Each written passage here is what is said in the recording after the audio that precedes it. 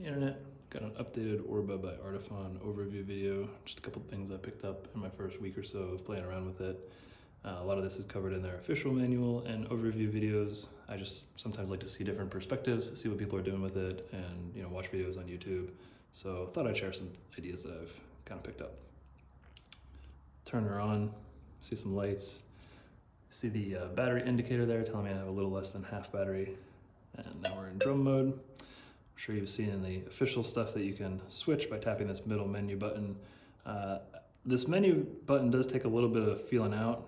You kind of have to hit with, kind of have to connect with enough of your finger, and also kind of, I don't know if it's like a timing thing exactly, or a velocity or a pressure, but there's definitely some level of feeling this out. But you can cycle through your instruments. You can also hold it and touch the different pads to do different things. So say switch to bass. Now I'm in bass mode. These next three here are for controlling like the looper, and then the last one here is for octave. So we can say go down an octave. And now this is always relative to this middle kind of bass octave. I can return to my normal octave. I can go down one. If I do that again, it doesn't go down another one. It just stays there. So this is always kind of relative to that middle. It's like a selector. You see you can get pretty low with the bass, and you can also go up pretty high and arguably start turning it into a synth or a lead. Likewise, we can go to lead. We can go down pretty far. Start getting some pretty cool bass noises. This is also helpful because the lead instrument is polyphonic. So if I play two notes, here we can turn the volume up a little. It adds them, kind of like chords.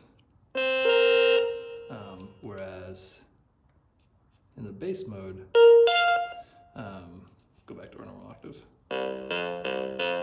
Right, it just switches between the two notes.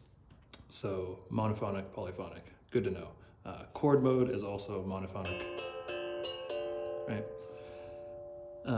You can swap out the different instrument presets using the smartphone app or your desktop app. You do need the app to change out the presets, and there's about 9 different presets for each of the 4 instruments, so 36 different kind of synths you can play with currently. I'm sure they might update that in the future, hopefully. There's not a lot of things you can do to tweak those presets, like within the app. It would be cool to see some maybe like different knobs and things you could tweak to, just make it a little more unique and custom. But there is a lot of different gestures and things you can do. So like you have obviously velocity, but also like whether you touch and hold versus tap and release. You can get some different tones, especially with some of the drums. Also the tilt, has a big thing a lot of times. Also, where on the pad you touch, like closer to the center tends to be quieter, and then towards the outer edge it'll be louder. So let's switch to lead maybe, and we'll hear it. Right. And then also as you kind of shift towards the different pads, it will actually pitch bend a little bit, and you can control by how much within the app. Right? And then also the amount of your finger, like I said, it's kind of how they measure pressure. The amount of the surface area that's touching the pad also changes a MIDI value. Right? So all that matters and is part of the information it sends. There's also some of those weird ones like bumping it, and I think even like spinning it in some cases can do something, they claim. But yeah. That's all the stuff to kind of be aware of. And this is actually recording and sending MIDI information. At the end of the day, this is a MIDI controller, right? So even when you're recording the loops, it's recording MIDI. So let's get into that real quick. If we hit the record button, it starts a little metronome track for us. Whoops. And then we can tap the BPM pad to sort of set what we want, as well as you can kind of do the gesture of the octave change to make incremental, and I can slowly slow it down little bits at a time. Once the record button is hit and the metronome is running, it doesn't actually record until I play a note. So let's switch to our drum. Oops. And we'll start recording.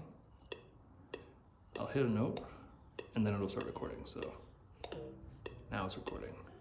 It'll wrap up when I hit the menu button, and it'll wait till the end of the bar. So So now you'll see it going through my loop.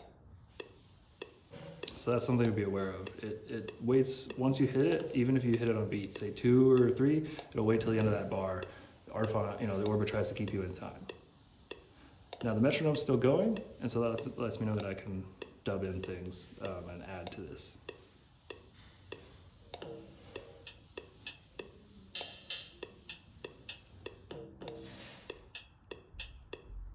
Now, it doesn't quantize my playing, so it's pretty gross right now. But then we can hit record, cuts out the metronome, no more recording, but still looping, you see again, using the ring to indicate that. So now I can switch to something else, jam over top of it. Can pause, it shows that it's paused, and I can clear the whole thing by holding menu and hitting record. See it ring, orange ring, flashes. You have to hold it for like 3 seconds. That's helpful. Yeah, so that's a lot of it. I think a lot of the expandability of this comes in with the MIDI output. You can hook it up to a DAW, do some stuff, but it's pretty cool that with the built-in speaker even, you can do a lot of stuff right here with Orba. And of course you can send it through some effects and kind of customize it that way. Hopefully we'll see some of that in the app in the future, but so far, pretty cool little device. Thanks.